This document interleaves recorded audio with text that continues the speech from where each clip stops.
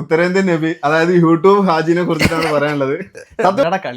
പ്രിയമുള്ള സുഹൃത്തുക്കളെ, ഈ ഒരു വീഡിയോ ഇനിയിപ്പോ നിങ്ങൾ വ്യക്തിപരമായിട്ട് നിങ്ങൾ അധിക്ഷേപിക്കുകയാണെന്ന് പറഞ്ഞാലും എന്നെ സംബന്ധിച്ച് യാതൊരു പ്രശ്നമല്ല. പിന്നെ ഞാനെന്താ പിന്നെ കണ്ണാസ, എനിക്ക് അതിനെക്കാട്ടി എനിക്ക് അത്ര ഉറപ്പില്ല. ഞാൻ ഈ സോഷ്യൽ മീഡിയ ഒരു പക്ഷെ ഏറ്റവും കൂടുതലായിട്ട് വീട്ടിൽ നിന്ന് ഇറങ്ങിയ ആ സമയം മുതൽ ഈ സമയം വരെ അത് മതം വിറ്റിട്ട് ഫോളോവറെ കൂട്ടുകയാണ്, അത് ആത്മീയ കച്ചവടമാണ്, അത് ഒരിക്കലും മതവുമായിട്ട് ബന്ധമില്ല എന്ന് പറഞ്ഞതിന്റെ പേരിൽ ഊക്ക് വാങ്ങിയ വ്യക്തി ഞാൻ കൂടുതൽ സൗഹൃദ ബന്ധങ്ങൾ അടക്കം ആ വ്യക്തി ആരാ അറിയിക്കും. പക്ഷെ വേറൊരു കാര്യമുണ്ട്, ആ ഊക്കിയവരെല്ലാം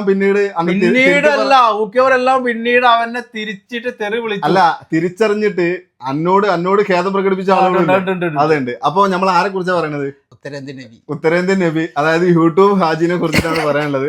സത്യം പറഞ്ഞാലും മൂപ്പരെ കുറിച്ചിട്ട് യൂട്യൂബ് ഹാജിനെ കുറിച്ചിട്ട് സംസാരിക്കുന്ന സമയത്ത് തന്നെ ഭയങ്കര ചിരിയാണ് വരിക. കാരണം അന്ന് മുതൽ അദ്ദേഹം നടത്തം തുടങ്ങി, അന്ന് മുതൽ നടത്തം അവസാനിപ്പിച്ച് നാട്ടിലെത്തുന്നത് വരെ നിരന്തരമായിട്ട് വിമർശിച്ചിട്ടുള്ള ഒരുപാട് ആളുകളെ, എയറിൽ കയറ്റിയിട്ടുള്ള ഒരുപാട് ആളുകളുണ്ട്.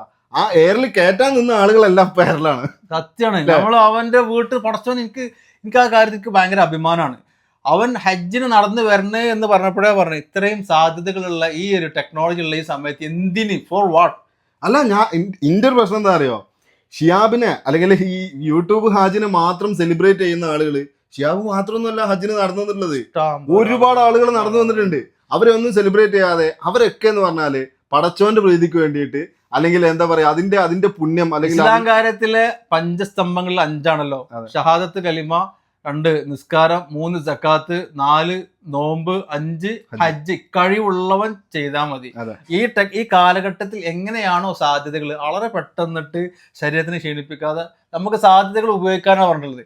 ഒരിക്കലും ഞാൻ ഉൾക്കൊള്ളില്ല. ഇനി എന്ത് തന്നെ മസാലകളായിട്ട് വന്നാലും നടന്നിട്ട് ഹജ്ജിന് വരുന്ന ആളുകളെ ടക് ടക് ടക്, കപ്പലോ ബോട്ടോ വിമാനങ്ങളോ മറ്റുള്ള ഒന്നും ഇല്ലാതിരിക്കണം പിന്നെ ഈ ഭൂമിയിൽ. അതല്ലേ നമ്മൾ വിഷയം അതല്ലേ ഷിയാബിന് കേരളത്തിൽ നിലനിൽപ്പില്ലാന്ന് കണ്ടപ്പോഴാണ് ഷിയാബ് ഉത്തരേന്ത്യ. എന്തുകൊണ്ട് ആ വ്യക്തി കേരളത്തിൽ വന്നിട്ട് ഉദ്ഘാടനങ്ങളിലോ അതല്ലെങ്കിൽ മദ്രസകളിൽ വന്നിട്ട് കുട്ടികളെ കാണാനോ അത് സലാത്ത് മജ്ലിസിലോ ഇല്ലാത്തത്? ഓടിക്കും. അതെ, കേരളത്തിലുള്ള ആളുകൾ ചോദ്യം ചെയ്യും. കേരളത്തിലുള്ള ആളുകൾക്ക് വരണ്ട്. ആളുകൾ എങ്ങനത്തെ ആളുകളാണെന്നറിയോ ഷിയാബ്? നിനക്ക് വേണ്ടിയിട്ട് ഈ മറ്റേ മുസല്ലയിൽ ഇരുന്നിട്ട് നിസ്കരിച്ചിരുന്ന അമ്മമാര്, അതുപോലെ തന്നെ ഈ കുരിശ് വരച്ചിരുന്ന ആളുകളും, അതുപോലെ തന്നെ ഹൈന്ദവരായിട്ടുള്ള ഒരുപാട് പാവങ്ങൾ സോഷ്യൽ മീഡിയയുമായിട്ട് ബന്ധമില്ലാതെ ഒരു കുട്ടി നടന്ന് ഹജ്ജിന് പോകണമെന്ന് പറഞ്ഞാൽ നിനക്ക് വേണ്ടി പ്രാർത്ഥിച്ചവര് അവർ തന്നെയാണ് നിനക്ക് വേണ്ടി ഇന്ന് ഖേദം പ്രകടിപ്പിക്കുന്നത്. ഇഷ്ടം പോലെ ആളുകൾ നിന്നെ തിരിഞ്ഞു കുത്തുന്നവര്, അല്ലെങ്കിൽ പിന്നെ ഷിയാബിനെ എതിർത്ത് സംസാരിക്കുന്നവര് തീർച്ചയായിട്ടും ഒരു കാലത്ത് ഷിയാബിനെ അനുകൂലിച്ചിരുന്നവരാണ്.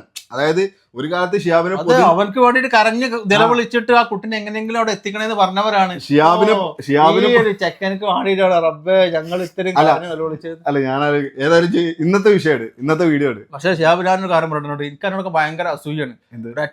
ഒരൊറ്റ നടത്തത്തിൽ ഇനിയും മില്യൺ ഫോളോവർ ഉണ്ടാക്കി. ഫോളോവർ മാത്രമല്ല, ഞങ്ങൾ ഇവിടെ കഷ്ടപ്പെട്ട് കണ്ടന്റിന് വേണ്ടി നടക്കുകയാണ്. അനിയന് ഒരു 100K ഫോളോവറെ തരട്ടെ റബ്ബേ എന്നാണ് പറഞ്ഞത്.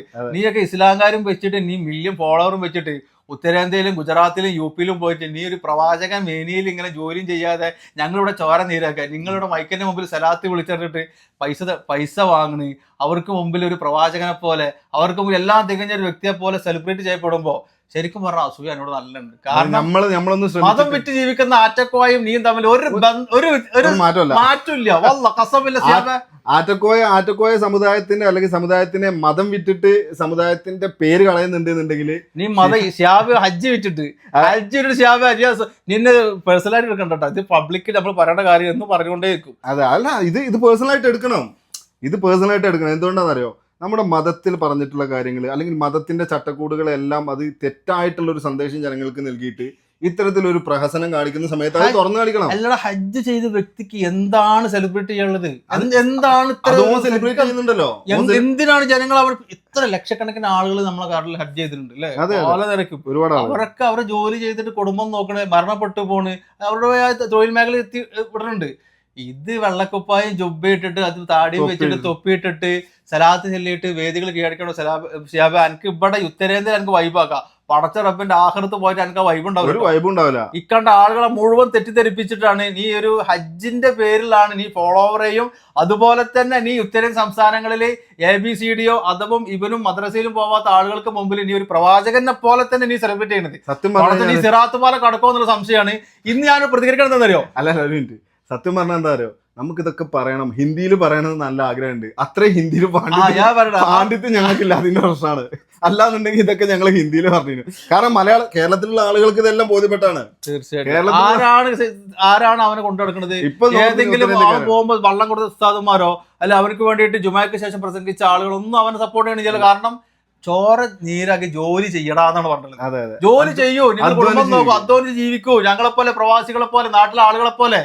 നിങ്ങൾ ഹജ്ജ് ചെയ്തതിന്റെ പേര് നിനക്ക് കിട്ടുന്ന ഈ ഒരു ഇസ്തിരിട്ടിട്ട് ഇങ്ങനെ ചുളുങ്ങാത്ത ഷർട്ടും അതുപോലെ തന്നെ താടി മിനുക്കിയിട്ടും ഉത്തരേന്ത്യയിൽ നിന്നെ കാണിക്കുമ്പോ ആളുകൾ എണീറ്റ് നിൽക്കുന്നു, നിന്നെ കാണിക്കുന്ന പാട്ടിലൊക്കെ യാ റസൂലല്ലാന്ന് പാട്ടിട്ട് നടക്കുന്നു.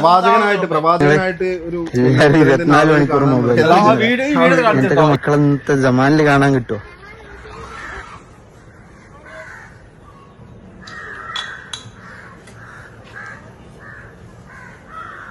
ഭാഗ്യം ചെയ്ത തമ്പിൻ തള്ളേ. ഇന്നത്തെ കാലത്ത് മൊബൈൽ ഫോണിൽ കളിച്ചിരിക്കുന്നതിന്റെ പകരം മക്കൾ കളിക്കാം. ഇതൊക്കെ അപൂർവങ്ങളിൽ അപൂർവം കാഴ്ച.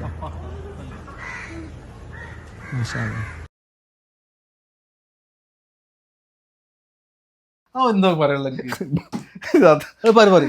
പറഞ്ഞറിയോ, ഇന്നത്തെ കാലത്ത് മൊബൈൽ ഫോൺ ഇല്ലാത്ത കളിക്കാത്ത കുട്ടികൾ മാഷാ അല്ലാ തന്തിൻ തള്ളി ആ വാക്ക് ഉപയോഗിക്കും. അല്ല, ഞാൻ ആലോചിക്കണതേ ഷിയാബാക്കിയത് മൊബൈൽ ഫോണാണ്. മൊബൈൽ ഫോണും ഈ ഇന്റർനെറ്റ് പാക്കേജുകളാണ് അവനാക്കിയത്.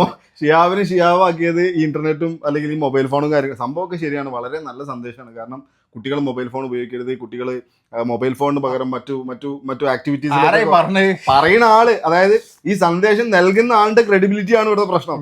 വേറെ ആരെങ്കിലും പറയണമെന്നുണ്ടെങ്കിൽ നമുക്ക് യാതൊരു പ്രശ്നമില്ല. രണ്ടാമത്തെ കാര്യം, തന്തയും തള്ളയോ, ഇത് എന്ത് ലാംഗ്വേജ് ആണ്? അത് ഒരിക്കലും ഒരു ഉസ്താദോ അല്ലെങ്കിൽ ഒരു പണ്ഡിതൻ പറയണ്ട. പണ്ഡിതനല്ല, സോറി, മൗലവി അല്ലെങ്കിൽ ഇതുപോലെ ഉത്തരേന്ത്യൻ നബി തട്ടിപ്പേര് പറഞ്ഞ വാക്കാണത്. ഇങ്ങനെ പറയാൻ പാടില്ല. ഇപ്പൊ ആറ്റക്കോയത്തങ്ങൾ പറഞ്ഞല്ലോ, ആറ്റക്കോയത്തങ്ങൾ പറഞ്ഞല്ലോ യൂറഹാബിന്റെ മുട്ടമണികളെ എന്നുള്ളത്. അതുപോലത്തെ ഒരു വാക്ക് എടുക്കാൻ പറ്റും ഞാവേ. അതറിയോ, ആറ്റക്കോയത്തങ്ങൾക്ക് പിന്നെ ഇൻഷാ അലി മാഷാ അലി അൽഹംദുലില്ലാഹ് മാത്രമേ ഉള്ളെങ്കിൽ നിങ്ങളെപ്പോലുള്ള ഈ ആത്മീയ മതം വെച്ച് ജീവിക്കുന്ന ആളുകൾ ഒരിക്കലും തന്തിയും തള്ളിയും എന്ന് പബ്ലിക് ഒരിക്കലും പറയാം. മാതാപിതാക്കൾ എന്ന് പറയാം, അമ്മയപ്പ് എന്ന് പറയാം, രക്ഷിതാക്കൾ എന്ന് പറയാം, പേരൻസ്, പല വാക്കുകളും എന്തൊക്കെയോ വാക്കുകൾ. ഇതൊക്കെ മാറ്റിയിട്ട് തന്തയും തള്ളിയും, ഭാഗ്യം ചെയ്ത തന്തയും തള്ളിയും നന്നായിട്ടുണ്ട്. വളരെ നന്നാന്ന് പറയുമ്പോ ശരിയാണ് മാതാപിതാക്കൾ, പക്ഷെ ആ ഒരു സ്ലാങ്, ആ ഒരു ശൈലി, പ്രൊണൗൺസിയേഷൻ. അല്ല, നമ്മള് സ്വാഭാവികമായിട്ടും തന്ത തള്ള എന്നൊക്കെ പറയുന്നത് ഒരു റെസ്പെക്ട് ഇല്ലാണ്ട്, നമ്മൾ റെസ്പെക്ട് ഇല്ലാണ്ട് പറയുന്ന കാര്യമാണ്. അതായത് നമ്മൾ റെസ്പെക്റ്റോട് കൂടെ പറയുമ്പോൾ രക്ഷിതാക്കള്, മാതാപിതാക്കള്, ഉപ്പ ഉമ്മ എന്നൊക്കെയാണ് പറയാം.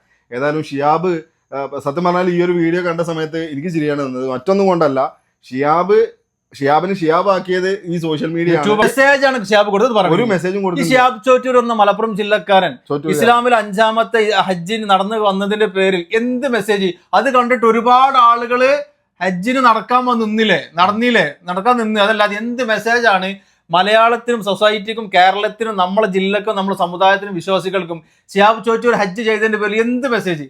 ഒരു കാര്യം പറ. ഒരു മെസ്സേജും ഇല്ല. ഒരു മെസ്സേജ് ഉണ്ട്, എന്ത് ഇങ്ങനെ നടന്നാൽ ഫോളോവർ കിട്ടും എന്നല്ലാതെ ഒരു മെസ്സേജ്.